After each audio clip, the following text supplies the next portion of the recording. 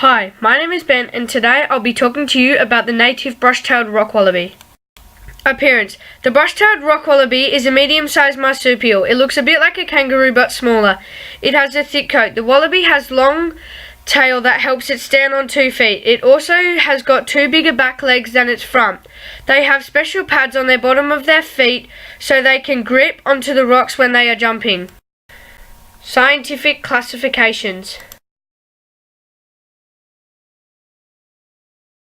Habitat. The Brushed-Tailed Rock Wallaby is only found in Australia. It was once common around southeast Queensland to western Victoria's Great Dividing Range, but they are now on the verge of extinction. They live in rocky escarpments, granite outcrops and cliffs, which have caves and ledges for shelter.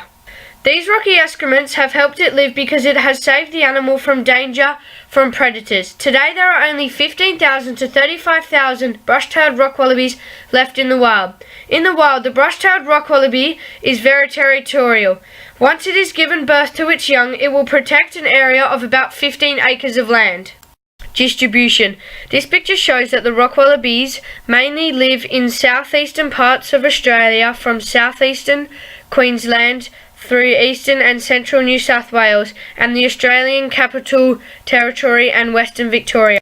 Role in the ecosystem. The rock wallaby is a herbivore. They eat plants, grass and fruits. They will travel, live and feed in small mobs. In these groups they interact together positively. They will protect each other by having one member of the group keeping guard and constant alert of approaching danger. If danger approaches, the guard will make urgent calls and stomp their feet to alert the rest of the mob.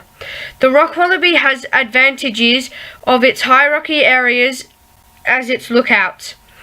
These avoids negative interaction with predators. Rock wallabies are consumers. Food chains and food webs. Food chains follow one single path, whereas food webs show how animals and organisms interact. If the rock wallaby became extinct, the food chain and food webs would both be affected. These effects could be both positive and negative. This could be a negative for other animal life. For instance, their predators such as dingoes and foxes will not have as much food to hunt. This could mean their numbers may decrease too. However, if the rock wallaby became extinct, there will be an abundance of plant life they eat. This could be good for the environment because it would increase oxygen. Threats. Humans hunting for rock wallabies' fur is a major reason why they are under threat. The first supported the illegal fur trade. This caused a sharp decline in the number of many species of rock wallaby. Another threat was the clearing of vegetation, weed invasion, the change of habitat and food available. Fire breakouts also posed a big risk to the decrease in numbers. When humans take the animal out of its habitat, it gets really stressed out. It does this because it is out of its territory and into another. When it is in another, it means they are being preyed on from natural predators such as foxes and dingoes. The increase in feral cats have also added the decrease in numbers. The threats to these animals are so high they are put in the top 21 most threatened native species.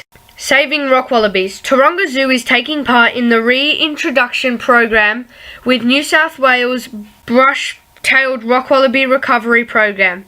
The zoo has a faculty to use for breeding. Once numbers are increased, they release them back into the wild. Local councils help the private rural landowners with advice of how to ensure wallabies on their land stay safe. People can donate money to WWF to help support these endangered animals. Another option is to adopt one at the zoo. Conclusion. Rock wallabies are an endangered Australian animal. They play a key role in the ecosystem. As consumers in the food chain, it's important for these species to be saved. It's encouraging that the zoo and other charities and organisations are actively taking part in saving the rock wallabies. Thank you for listening.